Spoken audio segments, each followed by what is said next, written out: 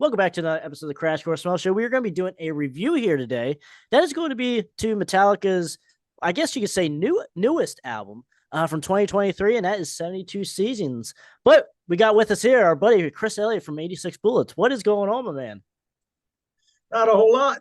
How you doing today, Crash? Good, man. We get to talk a little bit. We get to go kind of back on. We haven't talked about the thrash bands for a little while. Now, some people would like to argue that, hey, is Metallica thrash anymore? But we can get into that here.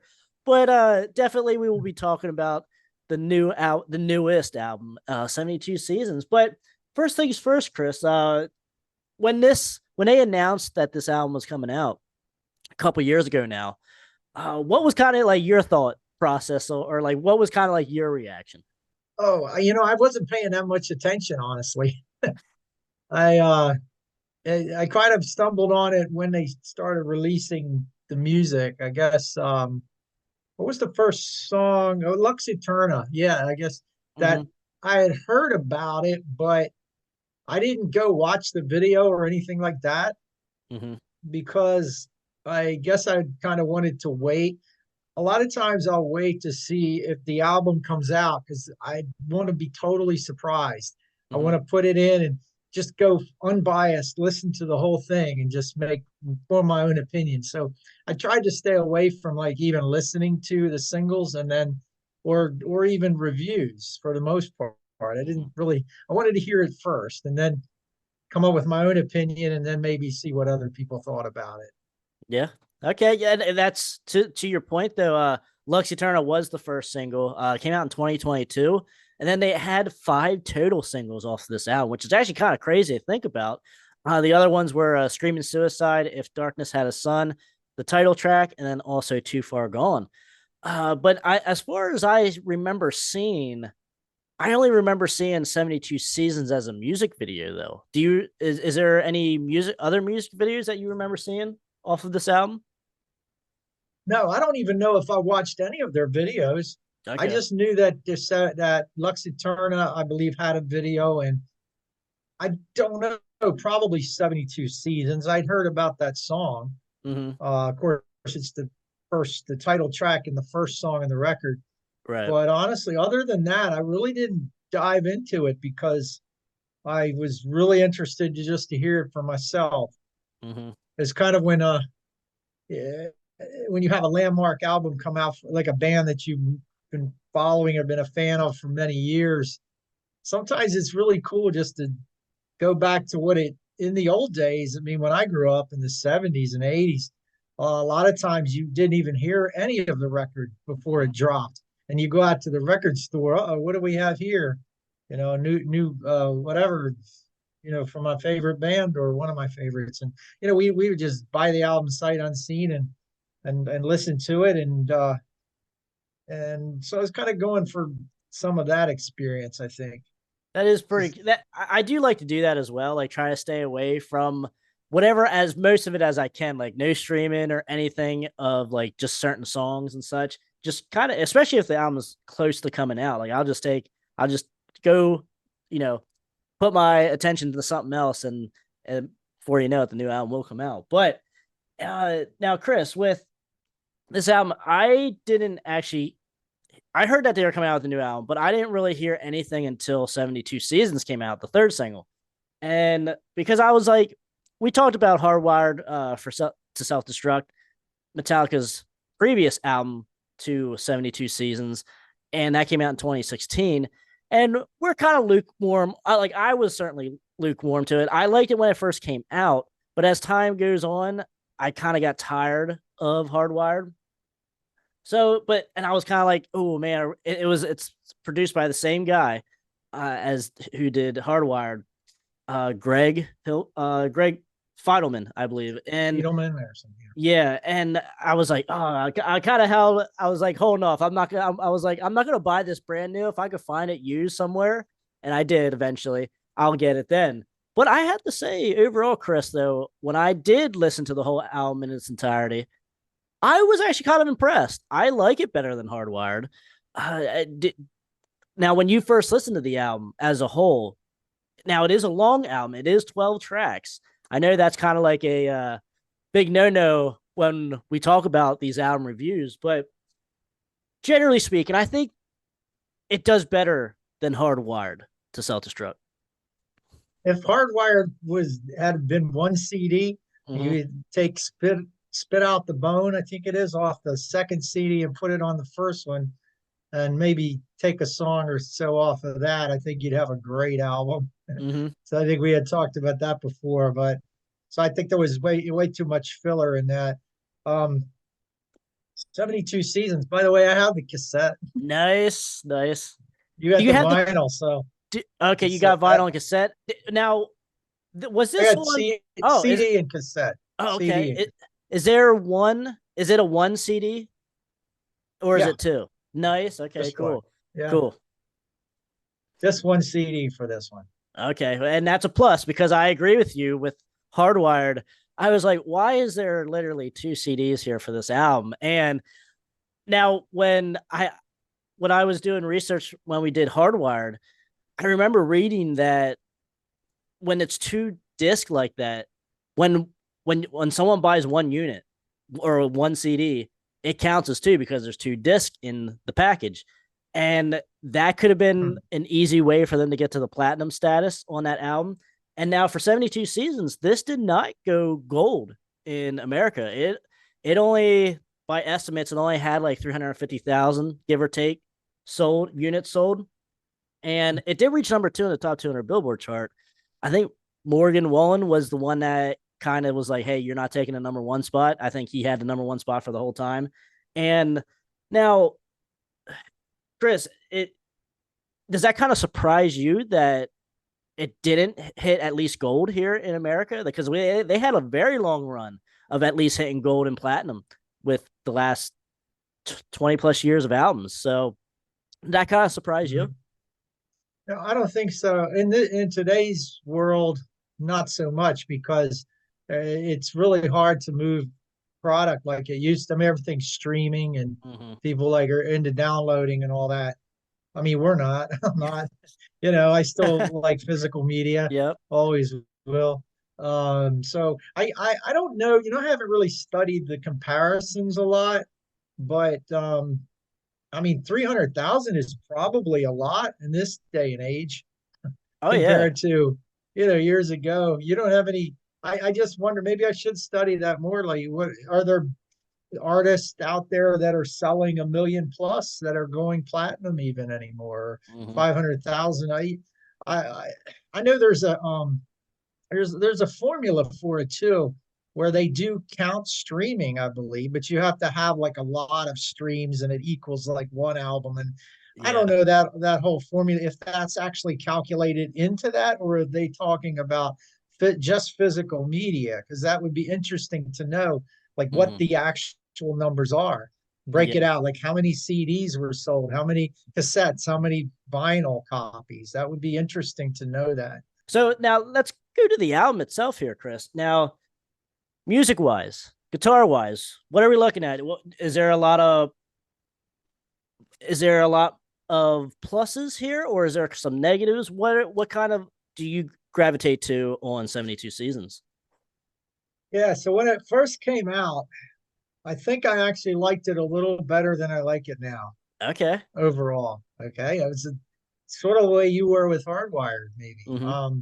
I guess some of the excitement of having some new Metallica. Of course, they don't put out an album, but every 8 years, I think Yeah. Tool's got them beat still, but they very rarely put out new music. So when it comes out, it's always a something to look forward to, or get your hopes up. Mm-hmm. And I have to be honest, I've been thinking about it, right? To me, let me just sum it up for you. I believe there's about, man, this is tough, like 3 or 4 tracks that I would say are good, honestly, like really Okay. good. 72 Seasons and Lux Eterna are my favorite by far. I just think they're great songs. Mm-hmm. Um, I know they were the same. Well, sometimes they pick singles because they are the better songs. Not always. You get the deep tracks, really good records that are you end up liking more than the singles, and you may not like the singles too Right. much after a while. Um, Now, do the you other, think? real quick, Yeah. Chris, do you think those two Yeah. songs, 72 Seasons and Lux Eterna, do you think you like them the most because they might be possibly the most thrashiest songs on the album? You think Uh, that might have something to do with it? that's a good point because one thing I was going to say will tie into that really nicely. Um, I'll sum it up. I'll say, yeah, the quicker tempo. Okay, so 72 Seasons is also kind of proggy. I go back to the, Yeah. it's got a lot of change. How do you put it? Like, well, they were more like that on Justice for All, where there's a lot of changes and whether it's tempo change or they have like 30 different sections to the song. And Mm-hmm. I love that kind of thing myself. Now 72 Season wasn't as quite as experimental as that, um, but I just think it does, it rocks and it's faster. And I think that one of the things that I was thinking about a lot is I was thinking, why did I don't like a lot of this album? Well, Chasing Light, I like that song. I like the last song, In a Murata, I think it's called. I think it's too long though. Yeah. It just keeps on and on and on. It's And I it's think not it's too their exciting longest. after a while. Yeah, I think Yeah. it's their longest song in their whole discography. Like it's like over 11 minutes long. Right. And I think what it is you mentioned the thrashy thing, and I don't, they're not really a thrash band anymore. Mhm. Um, some of the songs were a little had that pseudo like Lux Eterna, 72 Seasons, Chasing Light. They have and actually a lot of the songs have cool parts to them. Like they have Right. cool riffs. And I was thinking, well, why don't I really like this song? I had to be honest and say, do I really like this song? Is it better than like like something on, any other band that's out? Or I have to actually compare it to their old stuff because or it's got to stand the test of time too. Mhm. And what I thought of is that well, number one is that with the tempos, when they go to this sort of mid-tempo kind of thing, they did it on the Black album and they got away with it. Yeah. I mean, it sold a zillion copies and all that, but I don't think I think they're for some reason their song quality just doesn't hit the mark. And I think part of it is I don't know what it is they have this knack for the thrashier ones. They just sound better. They have more energy. Maybe it's Hmm. the energy, and it's also that these songs they sort of plod along. They sort of are. They're not super interesting. They don't have really great choruses. There's something you catch on to. And the Right. last thing is, I think that James, I don't. His vocals are not strong enough to carry a mediocre song. I Okay. think that's part of it. He's not like ever been a good vocalist. He's been passable. Right. But he's just not a great singer technically. So it's like if you get these sort of mediocre plotting songs and you have a singer that's not super, sound that's not a Dio type or somebody Yeah. with ridiculous something you can latch onto and Yeah, it just get doesn't into bring a nothing singer. really memorable or anything different than another one of their songs even. Like so it kind of gets repetitive like you mentioned. Yeah, so like repetition almost seems like they're not super inspired with some of the Mhm. writing. And honestly, Kirk Hammett, man, he mails in his solos. I'm sorry to say, like, Really? Okay. and All I'm right. comparing him to himself. Like if Yeah, you yeah. listen back, like Master of Puppets, and he'd be ripping on something like that. He's like back in the day, he had all this energy and he'd have these constructed sounding solos. A lot of these songs, it's almost like the more mediocre the song is, the less that he tries. That's my impression. Because like Lux Eterna and 72 Seasons have pretty cool solos in them. Yeah. Uh, for example, like that's a wild solo in Lux Eterna. It's like kind of wah drenched. It's real fast and it's Hmm. cool, man. I was like, that's awesome. What? And he sounds real inspired. And then you listen to some of these others. Honestly, he's just like they. It's almost like he didn't plan anything. He just went in there and played a bunch of blues licks and okay, it sounds good enough. Keep it. Yeah. And I hate to say that, but that's what it sounds like to me. And I don't know. I think they got away with it, and a lot of people don't like their '90s stuff. Um, where they weren't they went from thrash to being more or less a rock band, really. Yeah, like the loads, What the was it? reloads. The Load albums, right? And Hmm. I actually don't hate those now. Like, I guess at the time I was like, "What is this?" But they were kind of better at being more of a rock band with, just different flavors and textures than to do like I don't even think they're thrash anymore, but it's it's sort of like Black Albumish, mid tempo, but not all that exciting. Just Okay. some of the B like a lot of them are B sides. They're not, super exciting. So yeah, that I think that has a lot to do with the tempo. It has to do with inspiration, and I don't know, maybe 77 minutes on a CD is still way too long. It They is. could Yeah. have chopped this sucker down and about half of that and had a, better. I'll take out a lot of the filler, and you'd have a pretty good record. Hmm. I agree. I will say I can get into a lot of the first half of the album, but the second half, side B, or I guess side, C and D, I guess technically on vinyl, it is too much going on. Like it's not real memorable stuff. Like I'm like, okay, so when is this album gonna end here at a certain point? But like you said, some of these songs are really riff driven, and I can kind of dig the riffs, but the rest of the song is kind of like, oh, what song am I really listening to here? Like once you get past that riff, like nothing else is really too memorable. Now I do hear people talking good about James' vocals. They're impressed with the sound of his vocals, which sure, I guess if we're talking age and just longevity of their career and stuff, yes, he does sound okay. Kind of sounds like Hardwired a little bit. Nothing too extreme, one way or the other, bad or good.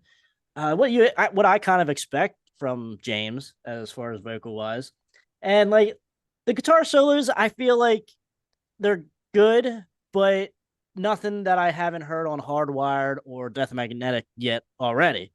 So nothing too different.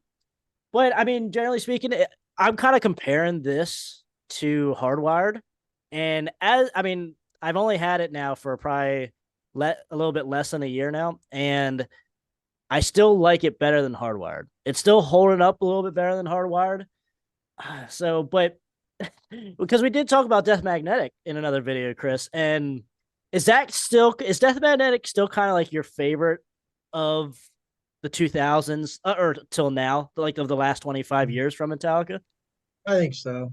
Okay, I think I Um, might be rolling with you. but Although this did kind of impress me, though. I'm not gonna lie, this did kind of surprise me because I was expecting, like I said, another Hardwired, something. Just hey, let's throw something out here near the end of our career and see what hits.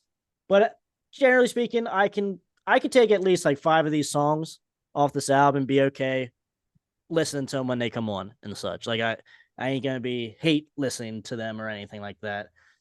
But yeah, a 12-minute long song at the end in a Murata. I don't know. If I want to go listen to a 10-minute long song, I'll go listen to Injustice for All, something off that album, and mhm. which I do really enjoy Injustice for All. I think I do hear a little bit of Injustice for All and Death Magnetic on this album. I don't know. Maybe I'm crazy, but I feel like that is kind of like maybe, hey, this is what we're kind of like trying for here, at least like some trace elements of it. Certainly compared to Hardwired. Because that's where I'm at with this album. I'm like, okay, so I was real worried that we were gonna get Hardwired Part 2, and you know, sure, there's a little bit of production wise sound does kind of sound like it and stuff, but I think some of the writing is a little bit better than on Hardwired. And obviously we don't have 2 discs. That's a big plus, Chris. And but no, I mean, for me, I'm all right with having it in my collection still, almost a year old now. And I'm all right with picking it up for about $16. That's how much the vinyl was that I found for. And I'm all right with that. I don't want to spend too much more than that, but it is what it is at the end of the day. I would probably only just give it a 3 out of 5 for me, and that's being somewhat generous. And Yeah. but yeah, Chris, yeah. So those 2 songs that you mentioned, 72 Seasons and Lux Eterna, those are the only ones that you really go back to on the album. Oh no, I mean those are my favorite ones. I like I mentioned before, Chasing Light is pretty cool. Yeah. Um, I don't really like Get Darkness Out of Sun a whole lot. I know that's like a single and all that, but they're Too Far Gone just sound just generic to me. I mean, they're okay. Yeah, I I agree. don't I'm hate not a big them. fan of that song either. Shadows Follow is pretty cool. Yeah. Second one, Yep. that Yep. rocks. I I agree. like that. Yeah, it has a Screaming good riff. Suicide. Good riff in that Yeah, song. that's a funny Sleep thing. Walk My Like Life Away is I decent. I mean, that has another riff. that I one's took okay. notice. Yeah, I do not like You Must Burn. I just think that's just on the song. Well, I think that I looked real quickly. I have to really study it to be 100% accurate, but I'll throw that out there as that it seems like the songs that James and Lars wrote are the better ones, and the ones that Rob Trujillo and Kirk were involved with were some of the lamer Okay. ones. It seems like that. I don't know if that had a lot to do with it, but I mean, I don't, well, like I said, there was it's hard to pinpoint because there were some really good riffs in a lot Hmm. of, even the songs I don't really like that much. Right. I'm listening, I'm going, that's a cool riff and it sounds cool, you know, but why isn't this working? For me anyway? It just, and I think it has something to do with the vocals, the tempos, and I think in Injustice, why is that more interesting? Well, they had long songs, but Hmm. they would start maybe at one tempo and then it would pick it up and they'd have a section that was, like a mellow section. It had a lot of different Hmm. flavors and textures to it. And there's a lot of songs on here that are just, they keep that boom, boom, boom, that kind of mid-tempo plodding, as I call it. And it Okay. doesn't change a whole lot. It doesn't, before they would do that and then they go into some thrash thing, like really Yeah. Yeah. fast thing, and come out of that maybe into a or to keep it a little interesting. And there's too many songs that they just kind of stick with. The Emirata is a good example. It's kind of Mhm. cool, but it just doesn't get out of that mode, that same tempo riffage kind of. Yeah. It's just It just over and doesn't get over out and of its over, own way. Yeah. yeah. It's so I don't know if it's just them like not putting a lot more like effort into it as much. I don't, or being as hungry, or I don't know. I mean, there's something to be said. I can't say categorically because there are bands like legacy bands that are older. They're Mhm. still putting out really great music and arguably as good as they did back in the day or better. Yeah. We've heard a lot of bands like that. Oh So yeah. the standard should be there to, if you've done Master of Puppets, well, maybe you're not going to write one as good as that, but you can kind of get in the ballpark, right? Because it's Yeah. still the same guys. Well, Cliff is gone. Well, they did the Black album, and love it or hate it, it was very successful. So, Hmm. I mean, Yeah. I just think it's in them to, put a little whiplash back into some of the writing. I think, just put a little bit. And they did, actually. They did, because there are songs on here that totally kick ass, and they're, Mhm. just totally have that, going on with it. But there's just too much that's not like that. And again, I think they could have pared this down. Hmm. If I'm looking at this, like, you're a producer, right? You're looking at these songs and you've got, I mean, how many tracks is this? Like, 12. Yeah. it's 12. A lot of them are real long, but You could I cut it mean, you down to could 8. pare that down to 8 or 9 easily. Yeah. I agree. That should be what Metallica does here on out if they do have another album. Just do it. Just give us 8 songs of your full attention, less than 55 minutes long, and I think we'll be okay. I don't think we'll be missing too much otherwise. Like, just go back to what worked for you guys. And I mean, you don't see ACDC really doing 14 track albums still. I mean, I don't know. Even though Probably not. And it's they're not even that long. They're like 3-minute songs. well, yeah, that too. So I mean, you could even argue that they could get away with it, but still, though, no, I mean, no reason for that. So I'm with you. The album's a little too long, 77 minutes too long. Cut it down to 8, 9 tracks. Everyone will be all the more happier. And we wouldn't need 2 vinyl and not necessarily for this album, but for Hardwired, you can cut that down too and be only have one CD. So I agree. Hardwired should have been one CD. Would have been a lot better. I So think you my probably my final question yeah. for you, Chris, though, here is: do you think they missed the boat on not written an Unforgiven 4 or just an Unforgiven? Uh, not necessarily, although that was a pretty cool thing. Like, I guess it was a trilogy. Yeah. I don't think so, not necessarily. I think they just missed the boat on, again, what we talked about before, which has been the Achilles heel. Mm-hmm. And there's other bands that get criticized for that too. I Yep. don't have to necessarily name them, but I think well, we will. I'm gonna say Iron Maiden. Yeah, that's a good And example.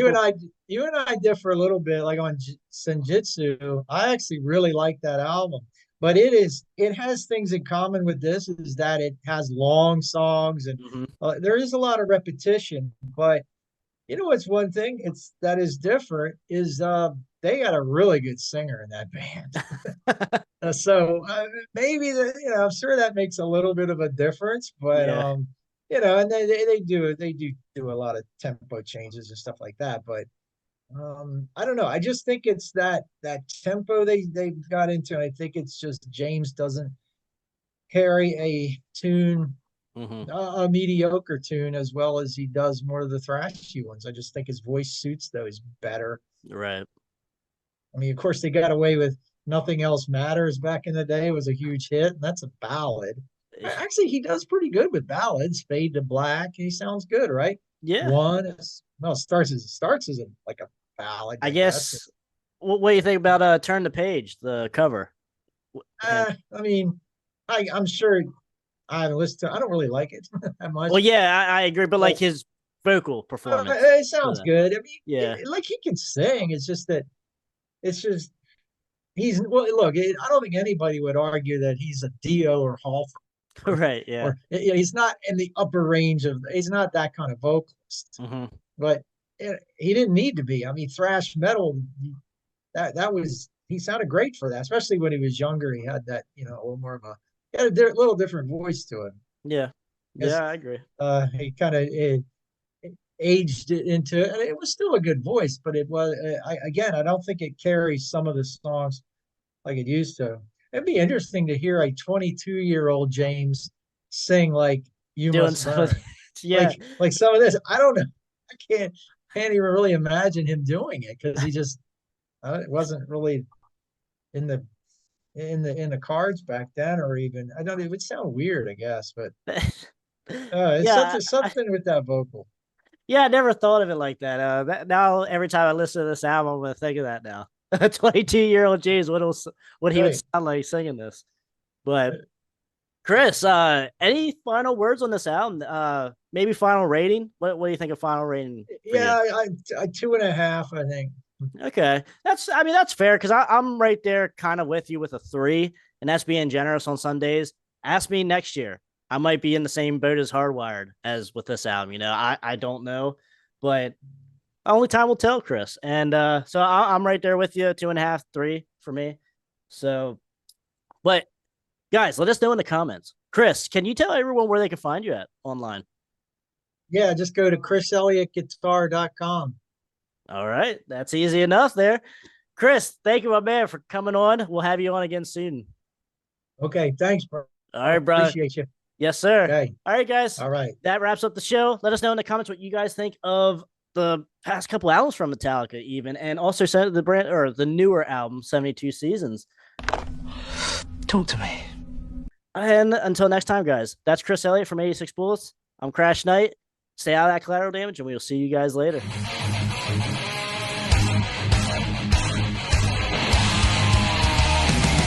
Yeah, I wrote that. It's called I Want to Rock Your Body. And then in parentheses it says to the break of dawn.